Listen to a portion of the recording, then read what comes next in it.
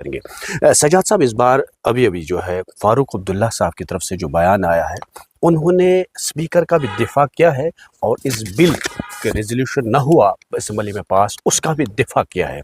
सजाद गहलोत क्या कहेंगे? मुझे कोई हैरत नहीं है। जब से नेशनल कॉन्फ्रेंस पावर में आई है, it's a bundle of contradictions. Omar sahab एक बात कहते हैं, फारूक साहब दूसरी बात कहते हैं।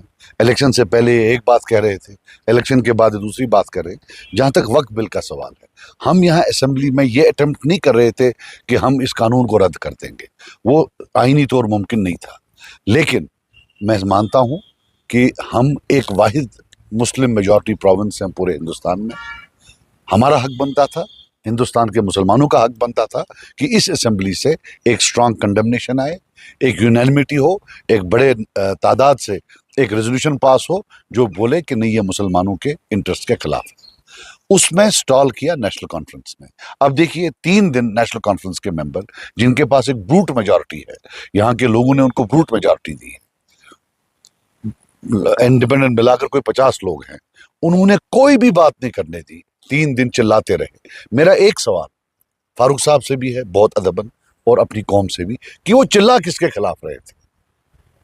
अगर उनके पेट्रन स्पीकर साहब का दिफा कर रहे हैं, तो क्या वो पेट्रन के खिलाफ थे? ये ड्रामा किस लिए था? स्टेटहुड का रेजोल्यूशन था, लैप्स हो गया। लिकर की बिल थी, वो भी नहीं लाई गई। क्या पार्टली दिल्ली को खुश करने के लिए और पार्टली ताकि इन पर भी वोटिंग ना हो, इसलिए भी किया किस लिए? आखिरकार मुझे आप बताएं, 3 दिन आपने असेंबली चलने नहीं दी। एनसी फाइटिंग एनसी, अब कितनी देर ये चलेगा? सो आई एम नॉट सरप्राइज। ये फारूक साहब की पुरानी आदत है। मैं बहुत अदबन कहता हूं, हमारे सीनियर हैं वो, लेकिन दिल्ली को खुश करने के लिए वो किसी भी कीमत कुछ भी कर सकते हैं, कुछ भी। और फिर जो कहते हैं बड़े मियाँ तो बड़े मियाँ, छोटे मियाँ सुभान अल्लाह, उमर साहब तो उनसे भी आगे निकले हैं। He can go to any extent, and I will tell you one thing today.